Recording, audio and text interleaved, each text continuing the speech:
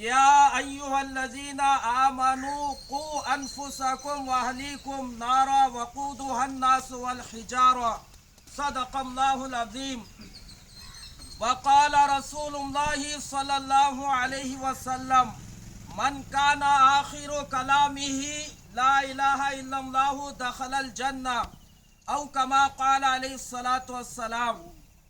मेरे अजीज बुजुर्गों, दोस्तों, मेरे नौजवान भाइयों, अल्लाह तबारक व ताला ने हमारी ज़िंदगी में इतनी बरकत दी कि रमज़ान का मुबारक महीना हमारे को अल्लाह ने दिया। अल्लाह का शुक्र है, रमज़ान के महीने में हम रोज़ा रखे, नमाज पढ़े, तरावी के अंदर कुरान को सुने, अल्लाह माल दिया, ज़कात दिए, फितरा दिए, सदका करे, ख़ानदान में कौन गरीब है उनकी मदद करे, अपने जोरू बच्चे अपने माँ बाप के लिए कपड़े बने, उनके लिए पैसे खर्च करे। अल्लाह हमारी ये तमाम नेकियों को, इबादत को कबूल फरमाए, आमीन बोलो।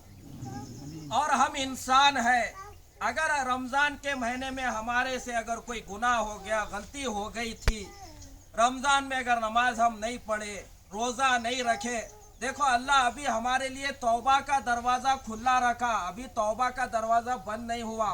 तौबा करने का मौका कब ख़त्म हो जाता, कब तौबा करने का चांस नहीं मिलता, जब आदमी की जिस्म के अंदर से रूह निकल जाती ना, जब आदमी तौबा भी नहीं कर सकता ना, तो उन्हीं कुछ एक सुभान अल्लाह भी नहीं बोल सकता। तो हम सब इंसान हैं, फरिश्ते नहीं है। फरिश्ते वो गुनाह नहीं करते, उन्होंने सिर्फ अल्लाह की इबादत करते। तो हम इंसान हैं, नेकी भी करते, गुनाह भी करते। हमारे अंदर ये दोनों चीज़ अल्लाह पैदा करा रखा है। तो ये अल्लाह के घर में, बारगाह में, ईदगाह में हम नमाज के लिए आए। तो आज अल्लाह की रहमत मुसलमानों के ऊपर, जहाँ ईदगाह में नमाज पढ़ने के लिए मुसलमान आते हैं, हदीस में आता है, ऐ मेरे बंदो, जो मांगना है मांगो, मैं तुम्हारे को रुसवा नहीं करूँगा, तुम्हारी हर दुआ कबूल करूँगा, तौबा करने वाले की मैं तौबा कबूल करूँगा। तो आज हम अल्लाह के बारगाह में अल्लाह की इबादत के लिए, उसके सामने सर झुकाने के लिए यहाँ पर आए। देखो, किसी के ज़िंदगी में 60 साल हो गए, 70 साल हो गए, किसी की उम्र 50 साल, कोई 40 साल, अभी किसी की शादी नहीं हुई, 25-30 साल, कोई शादी कर लिए, बच्चे वाले हो गए, कोई दादा बने, नाना बने, बाबा बने। हमारी ये उम्र हो गई, अब किसी की उम्र कितनी है ये नहीं बोल सकते हम। मैं 70 साल का हुआ, आप बता सकते, मैं 30 साल का हूँ, मैं बता सकता हूँ, लेकिन अभी कितना दुनिया में जिंदा रहे तो नहीं बोल सकते। तो मेरे भाइयों, ये दुनिया हमारे लिए इम्तिहान की जगह है, ये मुसाफिर खाना है। जैसा रेलवे स्टेशन में हम ट्रेन आए तक ठहरते ना, तो ये मौत आए तक दुनिया में ठहरने की जगह है। ये बहुत थोड़ी ज़िंदगी है, हमारे को दुनिया से एक दिन मौत आने के बाद आखिरत के सफ़र के लिए हमारे को रवाना होना है। तो हमारे को अल्लाह ज़िंदगी में मौका दिया, हम अपनी आखिरत के लिए अच्छे अमाल, अच्छे काम करके हम अपना तोशा मजबूती के साथ हम बन ले सकते। जैसा खेत को काम करने गए तो रोटी, सालन, पानी लेके जाते ना, गाँव को गए तो 2 जोड़े कपड़े लेके, बैग लेके जाते। खबर में जाने से पहले हमारे नेकियां लेके हमारे को जाना है। तो सब जने, मैं भी गुनहगार, आप भी गुनहगार, इसमें कोई ये नहीं बोलता कि मैं गुनाह नहीं करा, सिर्फ नबी मासूम होते, उनसे गुनाह नहीं होता। तो अल्लाह के बारगाह में बोलो, हम सब तौबा कर रहे हैं, अल्लाह माफ़ कर दे बोल के बोलो आमीन। अब यहाँ से जो ज़िंदगी है अब हमारी, थोड़ा देखो, अब बहुत अपने लिए जी लिए, अब बहुत हम अपने लिए सब कुछ ऐश आराम देख लिए, कर लिए।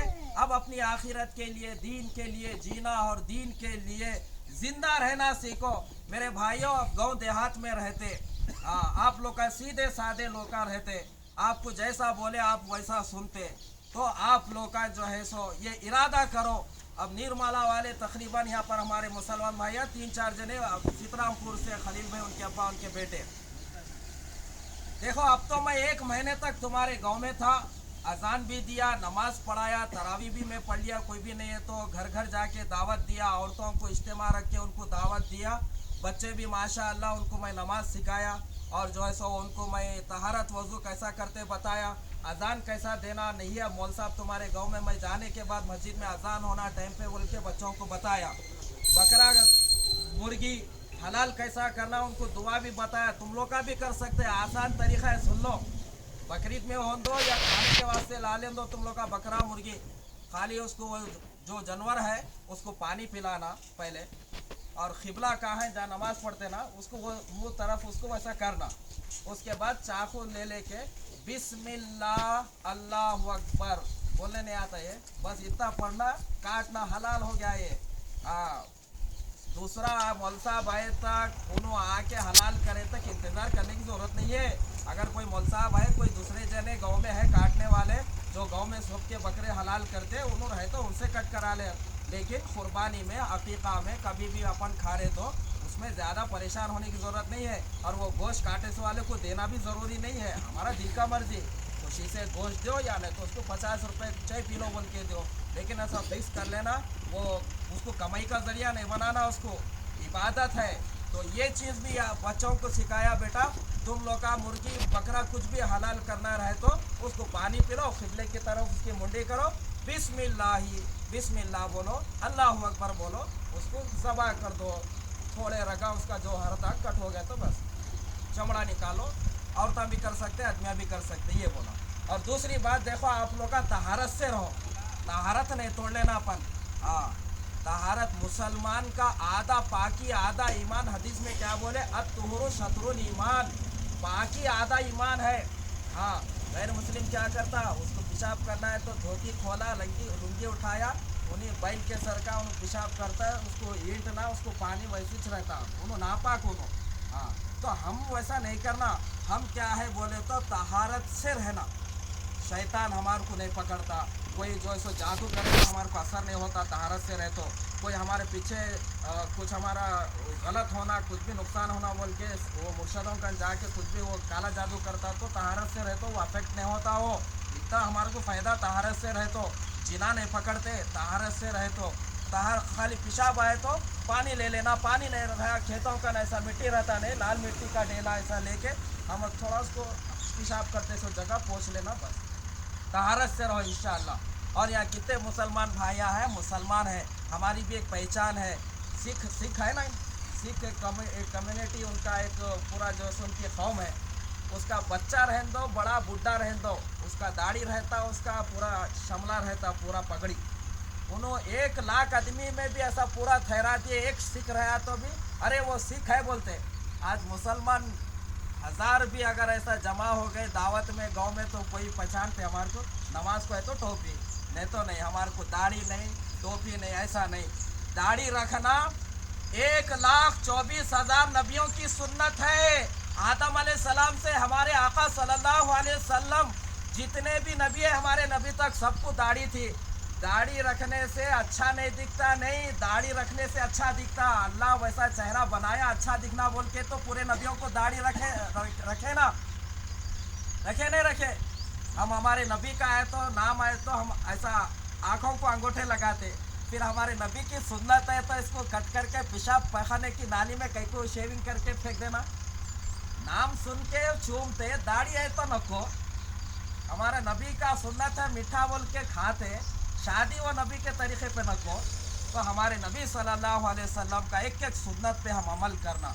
हमारे नबी की सुन्नत, गौसे पाक रहमतुल्लाहि अलैह की चेहरे पे दाढ़ी थी, ख्वाजा मोइनुद्दीन अजमेरी रहमतुल्लाहि अलैह को दाढ़ी थी, ख्वाजा जैसु दराज बंदा नवाज गुलबर्गा शरीफ वाले वली को उनको दाढ़ी थी, साबिर कलियर रहमतुल्लाहि अलैह को दाढ़ी थी, बाबा फरीदुद्दीन रहमतुल्लाहि अलैह को दाढ़ी थी, जुनैद बुगदादी रहमतुल्लाहि अलैह को दाढ़ी थी, ख्वाजा निज़ामुद्दीन औलिया रहमतुल्लाहि अलैह को दाढ़ी थी, और जो सो जितने भी हमारे औलिया इकराम हैं उनके चेहरों पे दाढ़ी थी। दाढ़ी रखने से क्या नुकसान है, हमारे को गाँव से निकाल दे रहे, बीजेपी वाली हुकूमत कोई बिल पास करे क्या, दाढ़ी रखे तो तुम्हारा राशन कार्ड आधार कार्ड सब डिलीट होता, कुछ भी नहीं।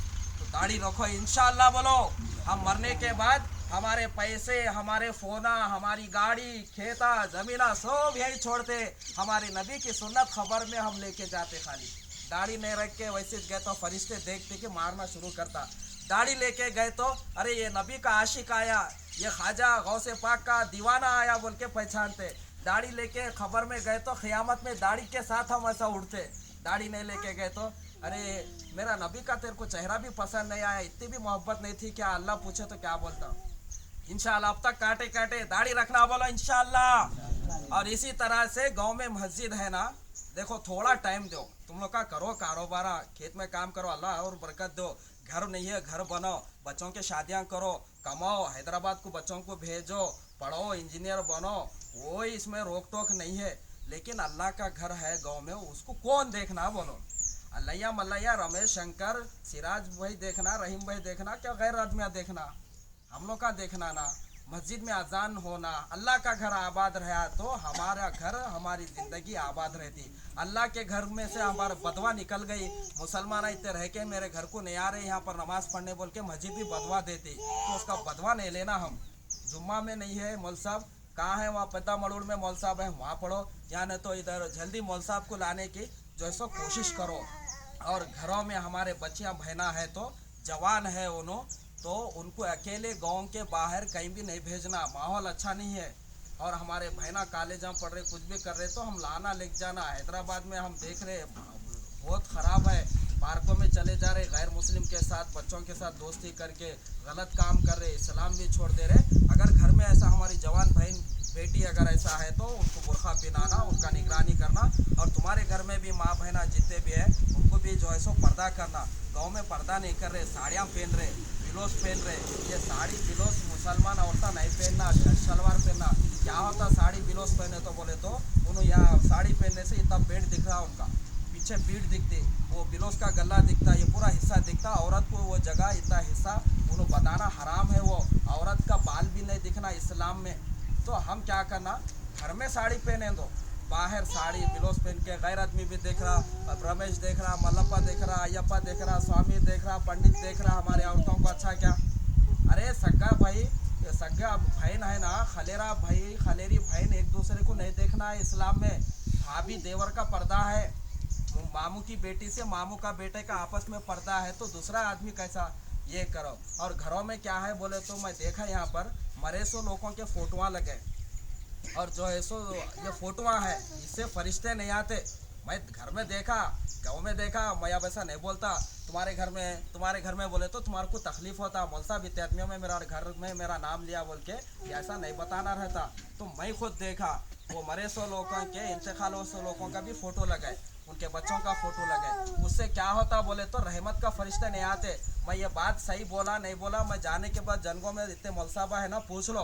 वो हैदराबाद का मौलसाब बोले घर में फोटो नहीं रहना, कहते किसका भी रहे तो जो है सो फरिश्ते नहीं आते, कहते मौलसाब हदीस है, कहते ना ये बोल के तुम लोग पूछ लो। हमारे घर में रहमत के फरिश्ते आना नहीं आना, रसूल मियाँ बोलो, आना नहीं आना, बरकत होना नहीं होना।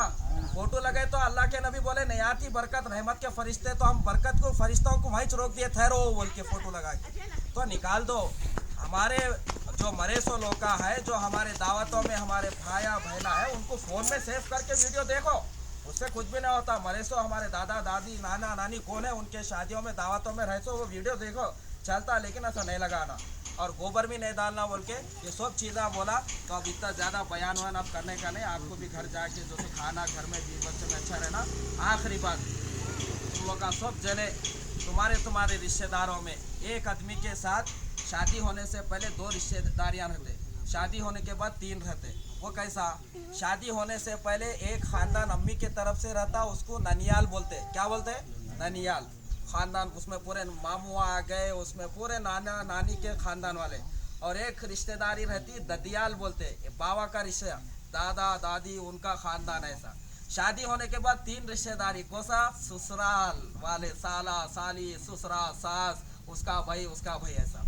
तो हमारे ये 3 ख़ानदानों में किसी से हमारे को बातचीत नहीं है। गांव में, ख़ानदान में ईद का दिन अल्लाह खुशी का दिया, हम सब खुश होके तो ईद का नमाज़ पढ़ने, कपड़े पहन के पानी नहाने आए नहीं के, तो हम सलाम करना, ईद मुबारक भैया बोलना, ईद मुबारक आपा बोलने। आगे आपा क्या आगे बात नहीं कर रही, क्या लेके जाना है कि दुनिया में कहीं को इतने दिन से रोसी, कहीं को बातचीत बंद कर दी गई। अम्मा ईद है बोल के करा, सलाम वालेकुम, कैसे, अच्छा पकाई खाई, बच्चे कैसा, ऐसा बोले तो क्या हम छोटे हो जा रहे हैं? हमारा 10 लाख रुपए खर्चा होता है ऐसा बोलने। अरे हमारा दिल साफ करो, अल्लाह पाक देख रहा, हमारा जिम्मेदारी तो पूरा करो। उन्होंने वालेकुम सलाम बोले दो, नको बोले दो, उनको अल्लाह पूछता, हम तो दिल साफ करना ना, भाया भाया मिले ना। बाबा अम्मा है जिंदा, उनकी दुआ लेना। अम्मा अब्बा से बोलना देखो हमारे से गलती हुई, बेटे हम तुम्हारे, हमारे को माफ़ करो, आइंदा से हम नहीं सताते, तुम्हारी नाफरमानी नहीं करते। ससुराल वालों में साले से, साली से, सास ससुरों से लड़िए। तो ये सब गाँव में किससे भी आज सब जने इंशाअल्लाह माफ़ भी करना, माफ़ी भी मांगना इंशाअल्लाह। बोलो अब ईद की नमाज का तरीका सुनो। आ गए ना पूरे? अभी कितने? अरे मेहनत कुछ नहीं आया।